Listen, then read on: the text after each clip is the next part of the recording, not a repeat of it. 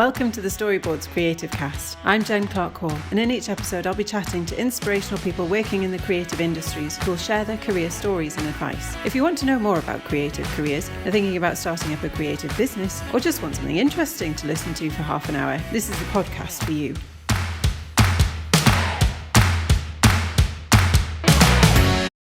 Today we're talking with Henry Marks, Creative Director at Marks Design. Welcome to the podcast, Henry. It's great to be talking with you today. I'm so pleased we're being able to catch up today. So we'll start off by just asking you to give us a brief introduction to who you are and what you do. Thanks, Jen. And obviously great to be speaking with you after, going back all those days and spending time at uni together. Thanks for having me on the show. I've been quite busy over the years. I started as a museum designer straight out of university, purely because it was it was the only thing I could find for work, because we graduated in the recession and it was a really struggling time. So I was kind of throwing jobs left, right and centre to see what I could get. So I kind of just landed in the museum design creative world and kind of got stuck there. So it's not necessarily a bad thing. I love what I do. So I did that for about 6 years, and then over the last couple of years I branched out as a freelance designer and then started my own creative business designing commercial interiors and office spaces. So within that involves taking everything from a conceptual brief and making a client's vision a reality by everything from initial 3D design sketches to 3D modeling, visualizations, working with client content to fabricate a desired space. And do you feel quite a lot of responsibility is on your shoulder because you're a bit of a one-man band? You've got a lot to do for just one of you. Yeah, definitely. The first year I broke away to go solo. I had managed to land a really great job, which resulted in me working from home for an entire year. So that jump from being in an office space, being surrounded with other creatives and being able to bounce ideas off with someone, suddenly I was on my own and I had all those responsibilities by myself, which was very challenging. And I kind of had to think for myself for once. Not that I didn't before, but you kind of had to get on with it, really. And have to adapt to being on your own. Did you still have sort of collaborative connections where you would go to people with certain ideas if you just needed a second pair of eyes on them? Yeah, I had my cat, but he didn't really give me much response. I had my girlfriend that I could bounce ideas off, but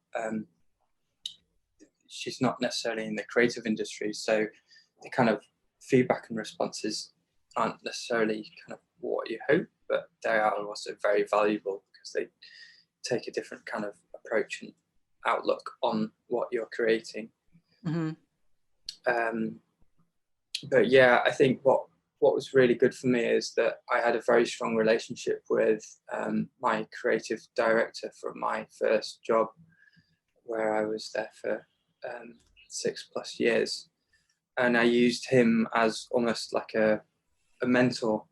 So if I did struggle with certain things, I felt that I could go to him and ask him questions and technical business ideas and planning and costs and everything else. So that I am very grateful for to have, and I think it's very important for someone to do something in the same direction as me to be able to have someone to lean on like that. When you're being creative or trying to be creative and you're feeling stuck and in a rut, how do you deal with creative block, or when you're not feeling particularly creative? Yeah, I think, that comes to everyone quite a lot. I think it comes to me quite a bit, but I go for a run, clear my head, try and kind of think of different angles to get creativity from. You know, even if we're in the creative design industry, it's not always looking at something that's creative, such as an object or a space to draw influence from. It could just be going on a stroll in the park and seeing the shape of a leaf, or I don't know, hearing the sound of something, for whatever it might be. So yeah, that I go for a run or a walk first, which really helps me. And how do you develop your relationship with your clients to be able to build that really that core trust between you that will enable you to ask them what they want, and for them to actually give you a really honest answer? Because a lot of the time you can ask people, well, what do you want from this relationship, or what do you want from this project? And they'll kind of skirt around the main issues and tell you all the things on the periphery, but not really get to the nub of what it is that they actually want. And it sometimes takes a bit of time and skill to really get to the core of that sort of question. So how do you foster those relationships with your clients? I mean, any new client I go into, I mean, the first thing that's really key is just having a very good design brief from the client, because that gives you a backbone of everything to work off, and you can kind of work off there. And then if I, should I say, kind of disagree with something, then there's a boundary and there's a level where you can challenge something to a degree, but obviously then you have to be sympathetic to, you know, what the client wants, and you can't just disagree with everything. So you have to kind of give them like the middle ground, or be confident in yourself that your advice is correct, because you're the creative professional in that situation, and then any advice that you give them, they should, you know, take on board and go with. And the best clients that I have worked with are those clients that have, you know, 100% trust in the, you know, the creative person, which being myself, to really take on board the project and give them the full spin on it. Mm-hmm. And what do you do to get inspired for new projects? So is there a particular person or style, or what is it about the briefs that helps you to decide which direction you're going to go in? I draw inspiration from many places.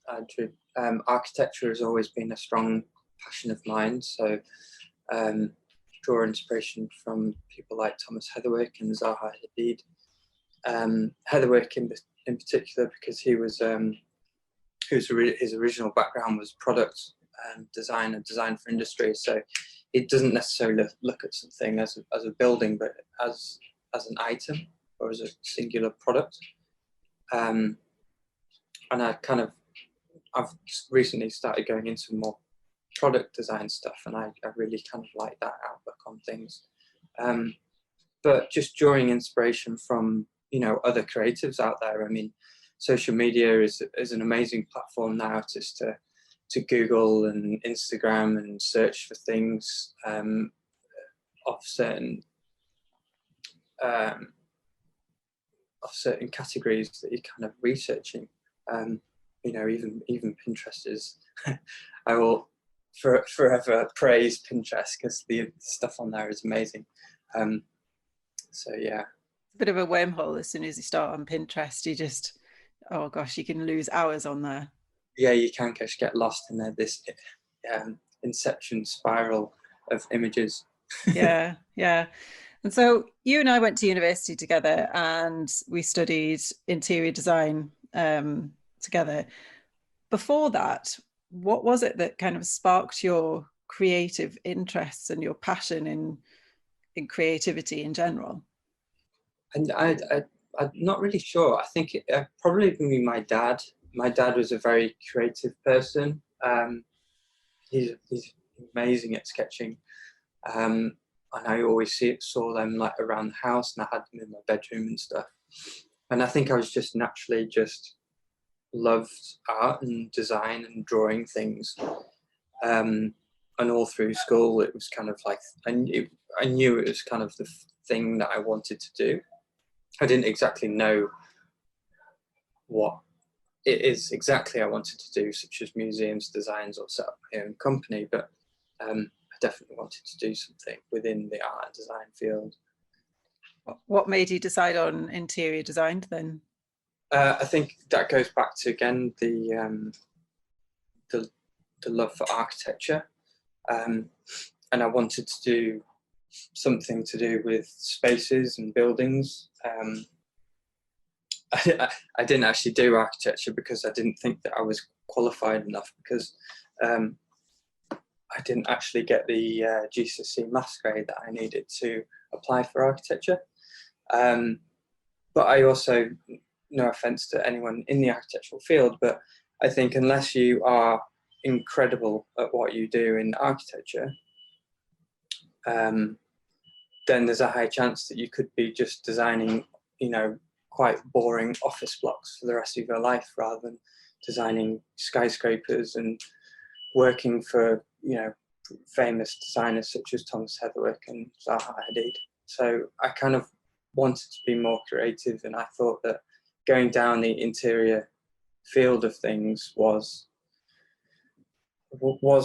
kind of more for me, and I could then create whatever I wanted within a space rather than creating the space that something went in. Yeah, I guess the reality is with those sorts of professions, isn't it, that it's a very small proportion of people who actually make a massive name for themselves, like Norman Foster or Zaha Hadid or Thomas Heatherwick. And same in any creative industry. Like in fashion, you'll find a lot of the people who graduate from those degrees will end up working and designing for major brand names, but not necessarily have their name on those products. But it is quite a competitive industry, because I remember when I went into it, I came out feeling a little bit apprehensive about the industry, feeling like I wasn't actually personally competitive enough. I didn't have that competitive edge to me to want to pursue a career in interior design or architecture. However, I think that probably comes with gaining experience and getting more confidence in your work, and starting off small and starting off in a in a very supportive environment, which obviously you feel like you had that with your museums design job. Yeah, I did. I mean, I didn't, to be 100% truthful, I managed to get the job where I did as my first workplace, and I didn't really 100% know what they did. I know it's like museums and exhibitions, but like me as quite a naive, teenager coming out of uni. Well, no, not teenager anymore, but just a young person, I guess. Yeah, I didn't really visit many museums and stuff at that age, and kind of like what it actually entailed. So I was suddenly jumped into the deep end, and I remember on my first week I was thrown a brief and we had to pitch for a project. I think it was actually the Doctor Who experience. We didn't actually win the job, but I got thrown a load of visuals to make, and they were like, okay, we're getting attacked by the Daleks in this street scene, you have to create a visual of Doctor Who getting attacked by Daleks, and there's lasers everywhere and all this kind of stuff, and there's flames coming out of the buildings. And all of a sudden I was like, this is crazy. Like, the only thing I remember doing at uni was modeling and designing these spaces, but I had literally like 24 hours to design this visual, which was very much a conceptual visual, some 3D design modeling, and a lot of Photoshop. And kind of like, I got plunged in the deep end straight away, and I was like, suddenly realized kind of what I was doing. And I was in a design agency that very much designed like visitor experiences, and what I was needing to visualize then was the experience. And designing on our course at university, it wasn't necessarily about the experience, but it was about the content and the idea behind everything first. It wasn't. Yeah, no, I think you're right. I think there was a lot of emphasis put on the creative element of it, and how I guess out there and creative you could be, and how unusual you could make something. There was always a bit of a singular one-track focus, I think, maybe on some of the projects we did, that didn't necessarily take a holistic view to what everything else that needed to be considered. So what would visitors think? What would people passing by outside think? What would draw people in? What makes it something intriguing and interesting? What makes it a functional space, and a usable space, and an accessible space as well? Absolutely. And I think that was definitely a big shock for me. And now working in museums, you have to look at every single audience and age group that comes through like the museum doors, and have to target all the school groups and then the older generation and what people engage with, and so that there's an element for everyone that they can interact with.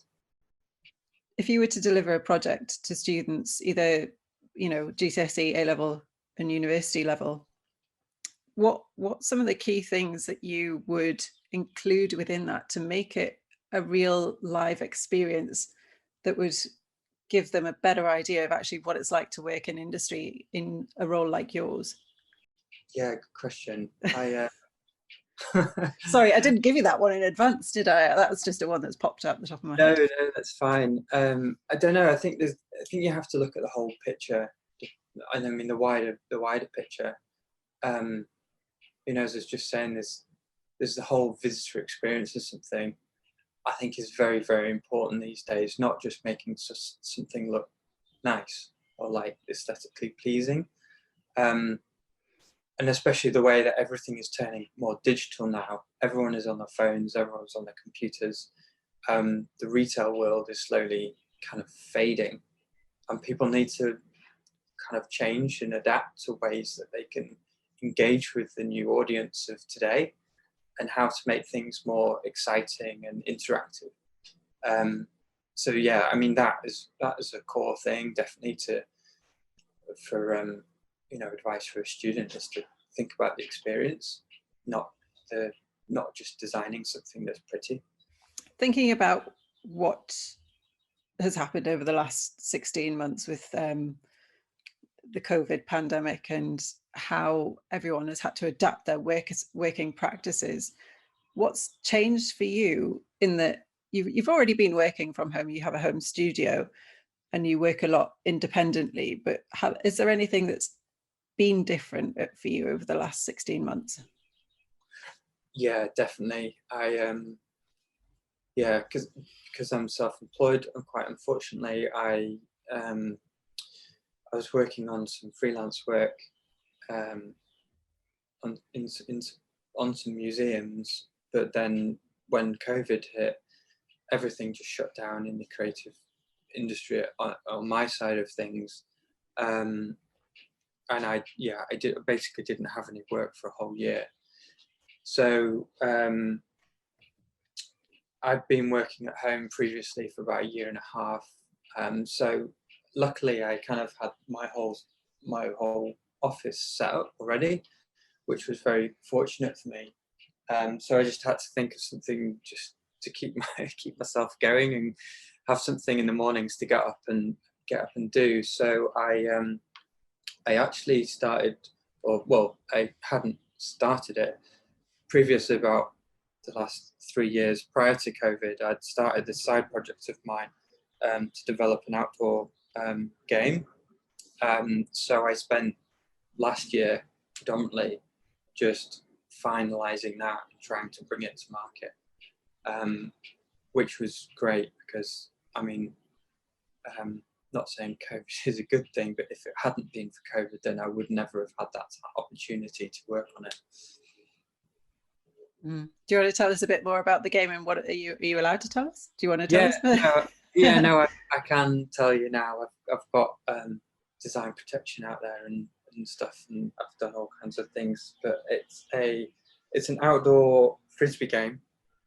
It's 2 to 4 players, and each team has a base with a pole coming out of it, and like a mount platform. And on top of the platform, you rest the can. And the idea of the game is to throw the frisbee to knock your opponent's can off. Oh, okay. And the game's called Can Off, and it's like a first to 10 points wins game, and then you also get a point if say your opponent throws the frisbee and it hits your can. If you manage to catch the can before it hits the ground, then you get a point. Yeah, and then if you drop a catch or do a bad throw, then you're supposed to do a penalty. You can go for a lap around the garden or a press up, or if you want to turn it into a drinking game, then you can have a drink. So yeah, it's a fun summer game. I'm just going through the final logistics of shipping and distribution and fulfillment at the moment. So have you done all the stages from obviously initial idea that's been yours, but right through to marketing, packaging, branding, and all of that? Yes, I've done everything from the initial. Well, actually, I had a uni friend that did my logo and branding for me, actually, and then I've kind of taken on a graphic brand lines document and done all the graphics myself. But I've had to do the graphics. I've worked with a website designer to do my website. I've designed all the packaging. I've designed, the product and the function of the game and the components. And it was really useful actually coming from my spatial background and using the skills that we had to do at uni in 3D modeling, because I've now modeled all of the components for the game,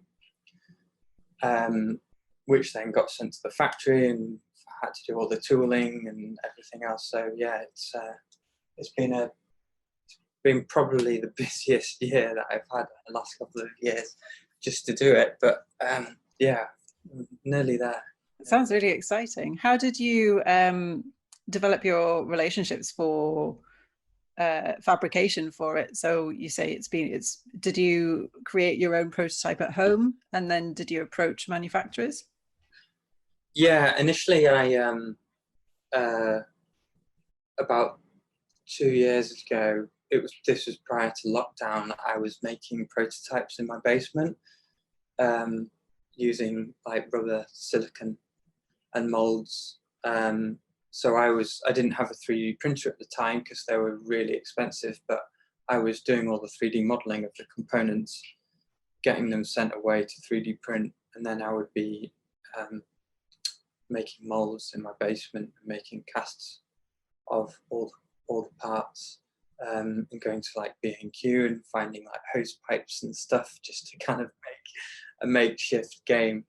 But yeah, now I've found this factory in China that's kind of like done all the finalized factory prototyping and everything else, and kind of we've made some adjustments, and it's all good now. It's definitely very different from my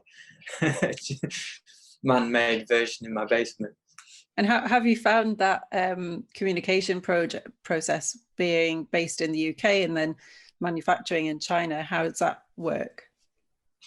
Well, I've actually got like an English representative guy that I managed to find. I have no idea how I found him now. The process of doing this game, I've spoken to hundreds of people, just to ringing up people, emailing people, just to find answers of how to do all these different stages, and it's by no means an easy process. And yeah, I found him some way or another, and he's been working with the Chinese factories because he lives out in Hong Kong, so he's been able to do all that communication for me. Mm-hmm. That's been really, really useful. I suppose that in another lifetime, when COVID wasn't happening, you probably would have been flying over there to perhaps see those processes and be there on hand. Yeah, absolutely. I mean, it's amazing. I mean, everyone's been working from home during COVID, and I think it's great that people can still get work done and almost prove. I think this one thing that really annoyed me prior to COVID is the whole traditional work 9 till 5, Monday till Friday. I think it was painstaking for me. And I think it's really old fashioned now. And I think things do need to change with flexible work hours, just for people's mental health.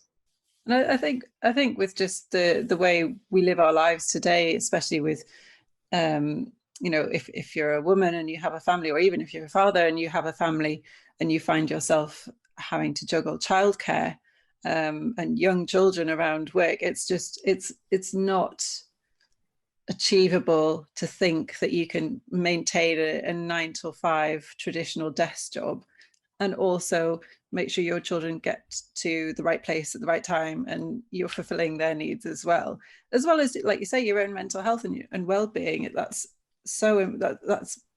the most important, because if you're not feeling like you're doing your best at any one area in your life, everything's going to suffer. Yeah, I think it burned me out in my 20s, kind of. I shouldn't be complaining because people have been doing it for hundreds of years, the working 9 till 5, Monday till Friday. But I work in London. I used to have to get into work for like 8:30, 9 o'clock, so you're waking up very early, because it takes an hour to travel across London to get to work. And then when you finish work at 6, a lot of the time it was later for me. You don't get home till 8:30. By the time you've had dinner, it's 9, 9:30. Your evening's gone. You don't have any time to do anything. And then all that admin stuff that you want to do ends up getting pushed to your weekend, such as washing. Yeah. No one wants to do washing on a weekend when you just want to be in the pub with your friends. So yeah, I mean, that cycle just kept on going and going and going and going. And I think it's good that hopefully we're going to break that mold a little bit. And was that one of the proactive moments where you thought that's the push that you needed to branch out on your own and be freelance? Yeah, I think it's very much part of that is that I wanted to be my own boss. I wanted to have my own work hours to give me that that headspace for my own mental health as well. And I wanted to do my own thing and answer my own questions and not felt like I was being directed by anyone. But would you say that's one of the best things about what you do, is that you have ultimate creative control and life control about when you work, where you work, what projects you do? Yes, I think it is great, but it's not easy to get there. I've worked extremely hard for the last 12 years prior to my business in the creative industry, gaining knowledge and experience to be able to get to this point. And without that, there's no way that I could have started my business 5 years ago. I just didn't think I would be ready. I just didn't think I would have the confidence to do it. But yeah, there's even starting when I did, it was about maybe 3 years ago now, it's definitely a leap of faith. That's really good to see you doing it on your own as well, because I remember that as a teacher, you see students come through, and there are, every year you'll see a group of students, and you'll see by the way they work, the questions they ask, the drawings they produce, the ideas they come up with, you look at them and you think you're one of those really special people who have that really, I guess, the holy grail of all of those different elements that come together, and one way or another they will make it, and they will become a really successful designer in their own right. And I think I remember when I met you at university, and I still think I have some of your drawings from when we did the soft room project, and we made that bizarre red thing that was on the beach. And Yeah. I remember seeing your drawings, and I've used those as kind of key markers for when I've been teaching students. And I'm like, that's like Henry's. They're gonna be fine. And I've had students who have come through, and they've really, really wanted to do design, and they've had everything going for them in terms of design. But where they've fallen down is things like academics, and they've been stifled by their academic side of what they've been doing, which is really sad. And they've maybe been put off doing or pursuing a creative career because they've been told they're not good enough in another area like maths or English or science. And that, I find that really frustrating. And I think you said that before, like you were put off doing architecture because you felt like you weren't good enough because you didn't get the maths grade. Yeah, I think that's a very good point, and I think everyone needs to believe in yourself, to feel that you can achieve in something, regardless of all the kind of things that are going on, even with your other grades and your subjects. I remember when I started my first job, and I think it's very different in the creative field, because I started in my first job, and after I think 2 or 3 years, my chairman of the company turned around to me and was like, what did you do at uni, or like what grade have you got, or like no one had any idea, like kind of what experience I had at school, or what exams, grades I'd had. So I think they definitely had an outlook on, if someone sent a CV in and it was quite clearly a very talented person, who cares what the grades are, really? Someone who's got a creative flair, so why not give them a chance? So yeah, I would, you have to believe in yourself, and if you want to do something, then you have to go for it, no matter what. Yeah, and I think that's where a visual portfolio comes into its own then. If you get a D in maths for GCSE, that doesn't take away the fact that you've got a really creative thought process somewhere in your brain.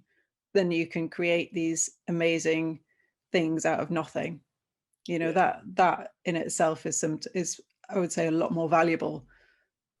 Yeah, absolutely. And there is, I mean, I'm terrible at maths, but there is quite a lot of maths that's involved in what I do as well. But I have books, and I've got a calculator, and I've got everything I need to Help you do that. Help me do that. Yeah. Yeah. Fine. Yeah. So that's all you need. You just need a calculator. Yeah, absolutely. Best invention ever. And a tri-square. So in terms of your work to date, what is it that you're most proud of? There's a couple of big museums that I've done that I'm really proud of. I designed the Makan, which is the Museum of Modern Art of Indonesia, which was huge. There's like this art collector that has like hundreds of famous pieces that he created this gallery for, and that got into the world's top 100 best places to visit in 2018, which was great. And then I designed, it sounds really silly saying it, but the largest museum in the world in Kuwait. So I designed 4 galleries out of, I think, 27. So there was the prehistoric gallery, which was the dinosaurs. So I even managed to go to Canada as a dinosaur inspector Oh, to wow. inspect the skeletons, with this company called Research Castings that actually worked on the original Jurassic Park films. So Wow. I was totally in my element. That was amazing. Yeah. So even to this day, when my friends ask me what I do, and I relate to a dinosaur inspector. They just think ridiculous. So yeah, that museum was really great on loads of different levels. And then an example of my own company, Mark's Design, the very first project I managed to get was for an amazing business in Leeds who are growing very strong, called Journey Further.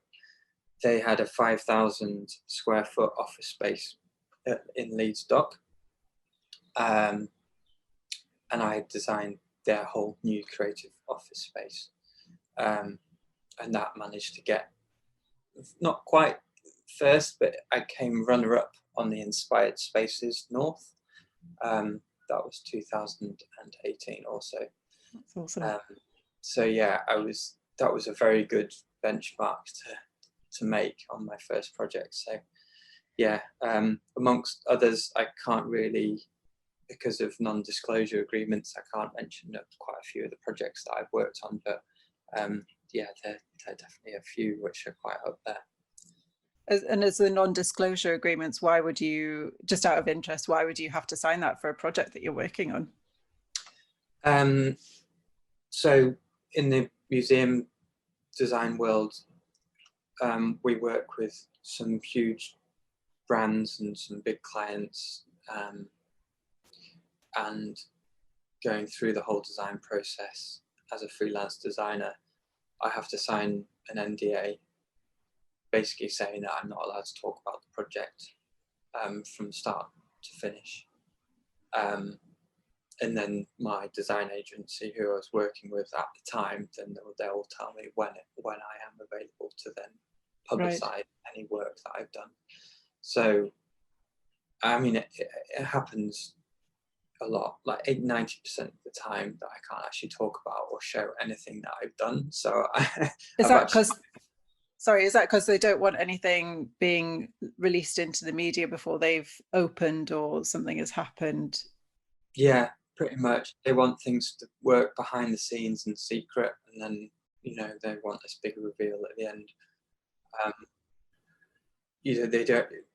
No clients want any kind of conceptual visuals leaked or anything when they don't even know what the final product is going to be yet. So, you know, that must be quite exciting to be that person on the inside. Do you feel a bit like a giddy teenager sometimes with like this information, and you just want to burst out and shout about what you're doing? I definitely do, and you know, it is quite frustrating at times because, you know, my portfolio is, you know, probably 10 times bigger than what I can actually show online. But yeah, it's just the way it is. So in time though, that will be able to be in your portfolio. Yeah, I can slowly release stuff, but you know, there's definitely you know, museums don't happen overnight. Some of them could take 5, 7, 10 years to complete. So yeah. And do you feel with the projects that are completed and are up and running, and even the ones that aren't, that you know are going to be realized, do you feel a sense of fulfillment knowing that it's not just your idea and your designs that's in there, but also the fact that people are going to go out there and enjoy them, and they're going to get use out of those spaces, and they're going to really, perhaps you designing the dinosaur gallery in that museum, that you're going to inspire an 8-year-old to then become a paleontologist? You know, is that thought process kind of entered your mind at all? Yeah, it does. I definitely remember the first project that I ever worked on that got completed, and I actually saw the first, you know, project built, which was for the National Army Museum in London, and I did the Warhorse experience, which was adapted from the book and the play by Michael Mapergo. And I went and I stood in the space, and it was open, and you can see all the visitors going around and playing with the interactives and stuff, and the kids like enjoying it and looking at all of the amazing objects and showcases and swords and stuff. And it does bring a lot of joy to know that you've put all that effort into something, and then someone is getting a huge amount of enjoyment from it. So yeah, it's a great feeling. But it must just be amazing to have been there as a fly on the wall, to see people wandering around. Like, I can just imagine, you know. It's a great way to have a look on life as well. Like I constantly, you know, everywhere I go, I'm looking at, oh, that's an interesting design feature, or how have they built that chair, or Yeah. you know, even if it's not spatial design, like everything has been designed in some way or another, and there's a thought process behind it, and an extreme amount of work that's gone into something.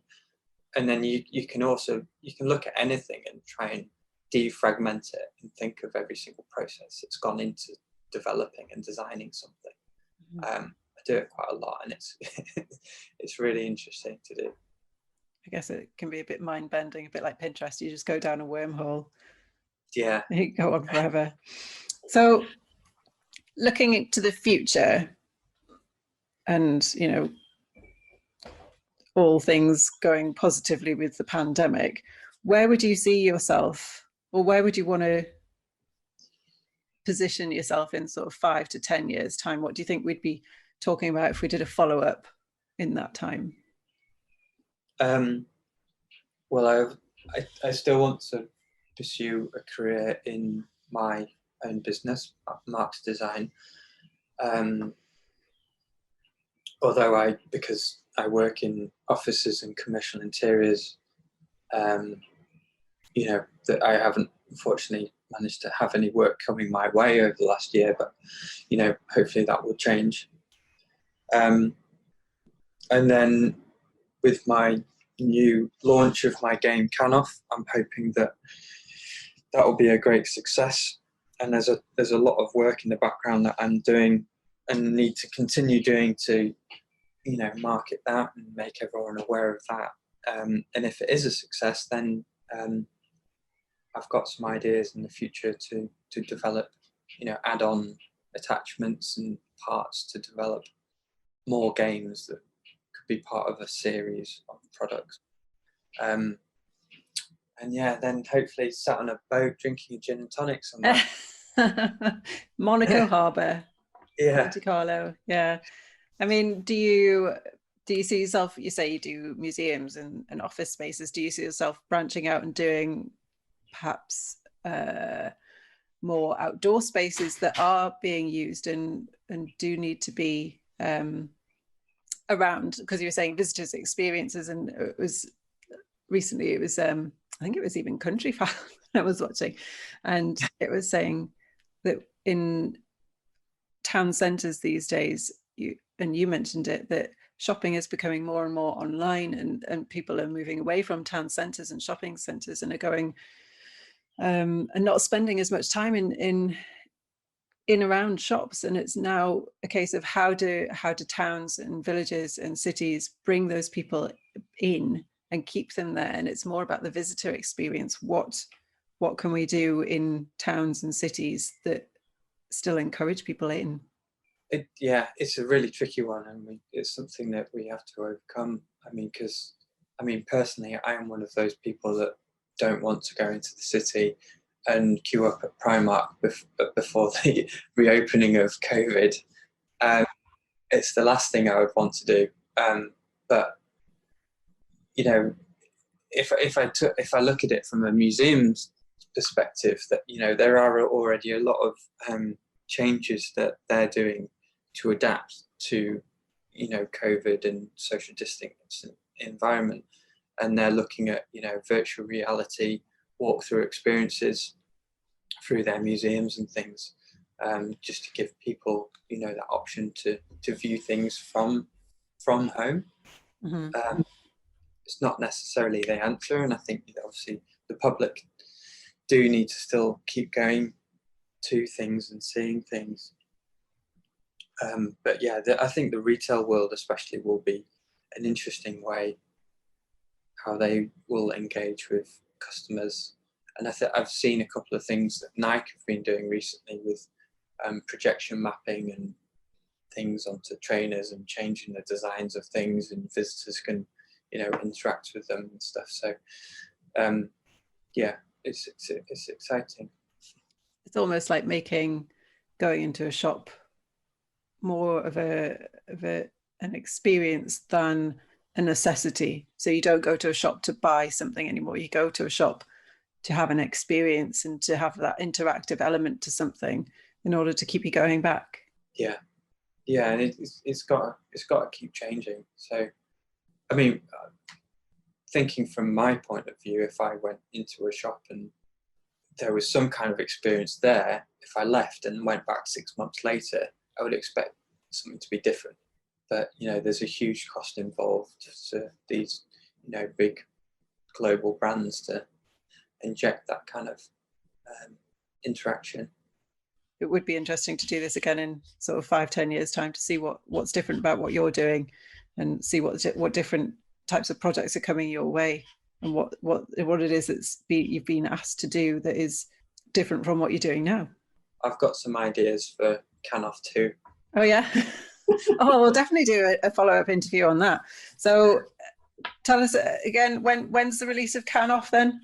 It should be available at the end of next month, so June, the end of June. Just in time for summer? Just in time for summer, yes. Cool. What's the website for that? When's that go live? The website is up and running now, but there's not a product page on there yet to avail. So you can buy the game, but it does tell you everything about the game and how to play it and everything else. So that's canoff.co.uk. And just one last thing. If you were to give some advice to someone wanting to go into a creative industry, so either in your discipline, so spatial design and product design, or another discipline, what kind of sage advice nuggets would you give them? I think, everyone's got a creative direction if they want to take it. They just have to believe in yourself to be able to do it. What's been really interesting about the last year is that, or even me, just the last couple of years, that because I'm not going into an office and I'm not engaging with anyone else on a creative level, I've had to look for all those answers myself. And nowadays there's loads of great websites with tutorials and things that you can subscribe to, and you can learn stuff quite easily just by yourself, sat at home in front of a computer. But I remember when we were at university and trying to get hold of some kind of training videos to learn a program. Oh God, yeah. And they just didn't exist, or if they did exist, then you had to pay a stupid amount of money to be able to get hold of them. But now, you can go on YouTube, you can go, there's digital tutors, there's Dome Sticker, all these websites where you can go and access. There's just a huge amount of information and data to learn anything you want. And an example of that, which I did over lockdown, working on my game Canoff, is that I wanted to make an animation for a crowdfunding page. I approached 2 animators with a full script, and I gave them all the assets, and I told them to create the animation, and they just couldn't. And what they produced wasn't what I wanted, and there was only so much I could do to try and tell them what I wanted. So in the end, I was up against the time limit to be able to get my crowdfunding page online. So I learned After Effects and how to animate in 4 days, and created a 1-minute video with all of my scripts and my assets that I designed myself. So if you want to do something and you believe in doing something, it's quite easy just to do it. It's hard work, but there's nothing stopping you. Yeah, it's easy to do nothing, but it's more fun to do something. I had there was a 15-year-old, I think he was 14 actually at the time, that I was teaching design and technology to, and he came in one day and he said, could he show me some of his Photoshop work? And we didn't have access to the full creative suite at the school that I was working at the time. We had Photoshop elements, and he was showing me some of the stuff that he'd been doing. And I said, have you just taught this to yourself? And he was like, yeah, I've taught this to myself. And some companies have approached me to do some website building and graphics for them. And I was like, I was absolutely blown away by this 14-year-old who had managed to teach himself Photoshop with no one else around telling him what to do other than tutorials. And the fact that he was already making money doing this as a 14-year-old, I was like, that is incredible. And I mean, I sat with him for a little bit and we talked about his work. And I was like, you know more than me about Photoshop. And that I just, that's amazing that in the time it's taken for us to leave school and university, that area of the digital education has exploded to the point where you almost don't need to go and do a degree to learn these things. I think I recently came across the Pro Desktop disk, which we were all passed around at university. And I was like, it took us so long to learn how to use that program. And it was such a frustrating program that if to do it now, like you say, you would learn it in days. Yeah, because there was no one to teach you. No. Unless it was like an organized, design session in a room with 20 computers going over like how to use certain tools for an hour. But you can quite easily just, do that at home. Watch a couple of tutorials, and it's just the same. Yeah. I mean, the information out there is just incredible now, and there's nothing stopping anyone from learning anything. Yeah. So in a nutshell, everyone can go and learn anything if they want to, if they just go onto the internet, onto YouTube now. Exactly. Yeah. I think that's the best advice. If you can't get out of your teachers what you want, go onto YouTube and you'll find it on there. Learn it yourself. Yeah. Be a self-starter. Don't let anyone tell you that they can't draw faces. Can you draw a horse though? Horses are very hard. I can't draw a horse. To a point, it might not look like a horse. It might look more like I don't know, some sort of hybrid animal. No, I can't. But to this day I die, I don't think I'll be able to draw a horse. But there's nothing stopping me because there might be a tutorial out there for me. I'm sure there will be. There'll be many, many tutorials. Oh, well, thank you so much, Henry, for doing this. It's been great to talk to you, and I think all the information that you've put across and given out today, it'll be really interesting for young people coming through doing the GCSEs and A levels and going on to design. That you've got to put in the work. I think it's basically what I've heard from you. You've got to put in that foundation and get your feet on the ground with things and learn the craft and learn the processes. And once you've got that solid foundation, you'll be fine. Yeah, definitely. And it's not always an easy path. And as I was very happy to have a mentor, going to my own business. But if anyone out there wants a bit of advice on anything, then obviously please feel free to contact me. Oh, that's great. I'm sure they will. You'll be inundated with loads of emails now. That's fine. Awesome. Thanks for listening to the Storyboards Creativecast. I hope you'll join me for the next one. Don't forget you can find us on Facebook, Instagram and Twitter to keep up to date with all our latest information and events. Why not subscribe to our YouTube channel as well? You can also email us at info.thestoryboard@gmail.com.